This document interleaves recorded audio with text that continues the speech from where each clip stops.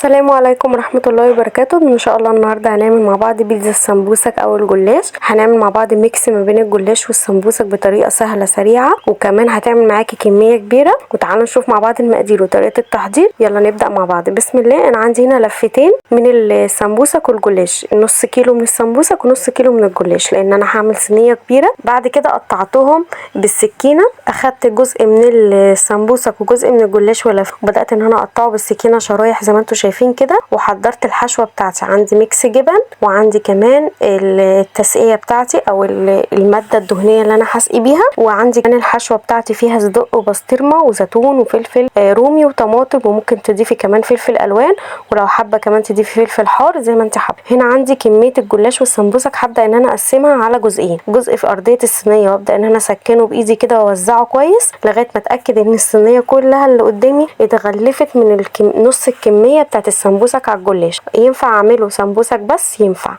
اعمله جلاش بس، ينفع زي ما انتوا حابين، مفيش مشكله.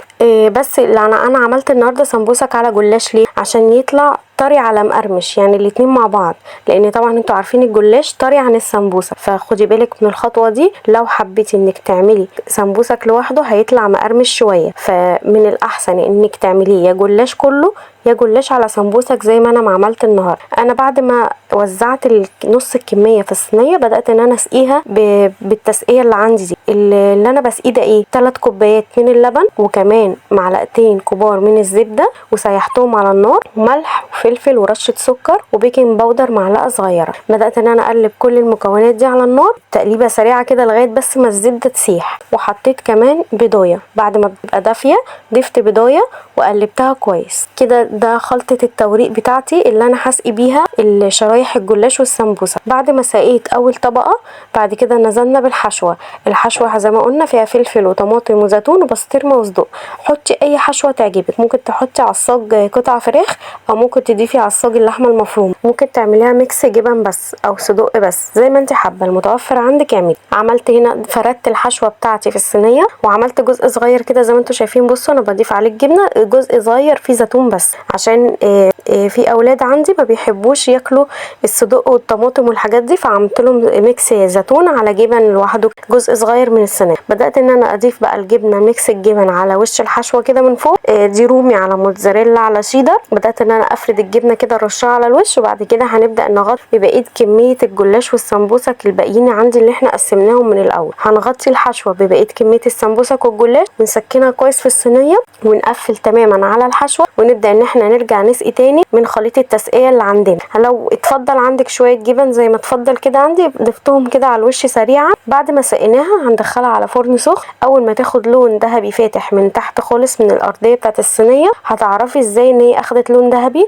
من الحواف بتاعت الصينيه من بره خالص، من الاطراف بتاعتها هتلاقي لونها اتغير كده، وبدات ان هي لونها يتغير ويدي لون ذهبي فاتح. ابداي ان انت ترفعيها شويه فوق الشوايه حبه، او لو الفرن عندك بيشتغل على الشوايه والفرن مع بعض مفيش مشكله، ارفعيها بس شويه تحت الشوايه، بس مش تحتيها قوي، ابعديها حبه عشان ما تتحرقش منك، وسيبيها تاخد لون ذهبي فاتح. وبعد كده طلعيها. حابه انك تغطيها بقماشه وهي سخنه، تغطيها بصينيه تانية او بغطا كبير مثلا مناسب لحجم الصينيه عشان تفضل طريه معاكي، مفيش مشكله. لو انت حباها زي ما انا عملتها ميكس كده ما بين القرمشه والطري، يبقى طري شويه وميكس مقرمش شويه، مفيش مشكله. سيبيها بقى زي ما هي كده تبرد، وتبداي ان انت تقطعيها وبقدمها لكم في الاطباق. طعمها في منتهى الجمال، تغيير عن المعتاد عن صينيه الجلاش اللي احنا بنعملها اللي هي الطبقات، تبداي تفرديها بعد كده تطبقيها تاني على الحشوه. ده تغيير، ودي اسهل واسرع، اخدت معاكي وقت قليل، وكمان عملت معاكي كميه كبيره. زي ما انتم شايفين انا عملت من لفتين الجلاش والسمبوسك عملت صينيه كبيره. جربوها باذن الله وتعجبكم. شايفين لونها عامل ازاي؟